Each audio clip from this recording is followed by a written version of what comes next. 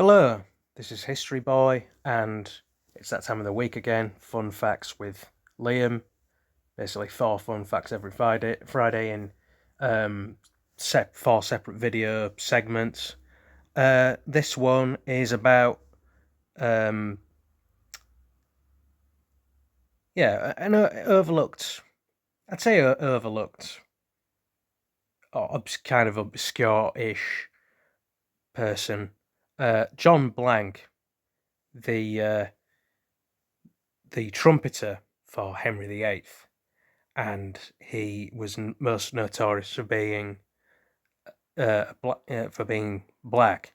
His name possibly meaning, well, his last name Blank, to do with his dark skin, but also one of those possibly ironic names derived from Norman English, Norman French, meaning white, because, well, I think for hundreds of years there was a trend of black people having last names that either meant, like brown, or they meant white for a bit of ironic, I guess, sense. But yeah, the thing about this episode, the subject of this episode, to do with John Blank, um, what that stood out to me wasn't the fact that he was a black man in a in Henry VIII's court, but he he basically came along with Catherine of Aragon from Spain. There were even since like ninth century, there was a massive black presence in African Moorish black African presence in in parts of Spain, in Muslim Spain during the and then there was a whole thing with the Reconquista where Spain basically took back their Christian rights, basically. Um, but not only is John Blank known for being the one of the earliest known black people of high status, or be record basically re-recorded in England. The earliest was the Ivory Bangle woman, who was discovered in York in 1901, um, who died sometime in the 4th century AD.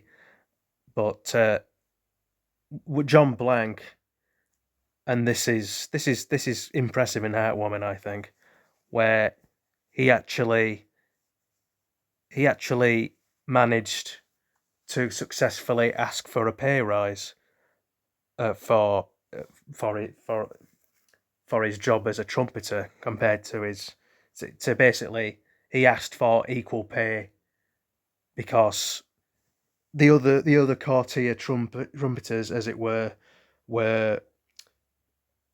getting getting paid 16 shillings, and when John Blank started, he was getting half that, and so he successfully petitioned, and Henry agreed to this. So I thought that was pretty heartwarming in itself. You know, the fact that Henry VIII in his later years might have gone down in history as this ogre who wanted a son no matter what, and had people boiled alive out of paranoia, and wives executed for this and that and the other, and friends, advisors. But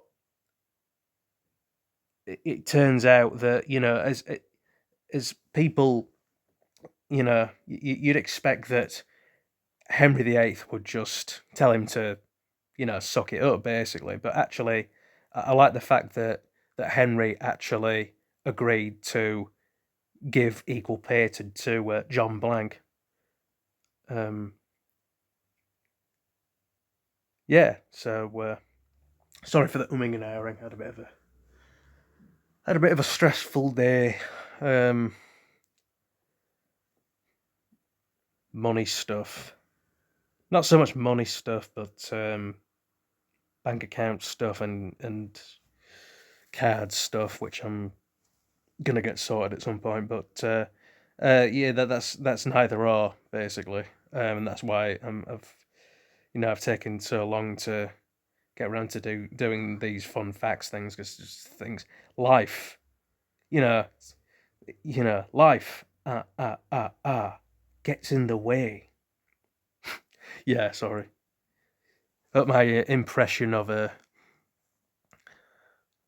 certain weird but funny bloke from a popular dinosaur movie series um, was good enough for a bit of levity, you know.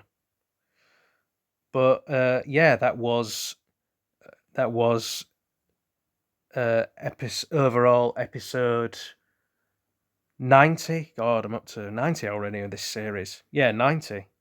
Obviously, I'm gonna do the other ones right after the other three, right after blah blah blah, and yeah, that was the tale of John Blank asking for a pay rise, a minority basically asking for a pay rise.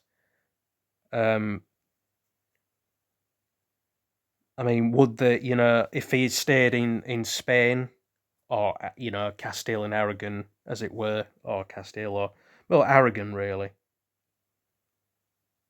until Catherine of Aragon was like into young adulthood, there was no even start no make well no glimpse of Spain now as we know it, Hispania now as we know it.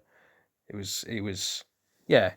I wonder if he'd stayed as an Aragonian courtier trumpet and he asked for a pay rise, whether they would have paid him or not. I mean, who knows? But I like that about the fact that Henry VIII actually agreed. So yeah, to stop my wittering on and all that, remember to like, subscribe, comment, and I'll see you in the next episodes.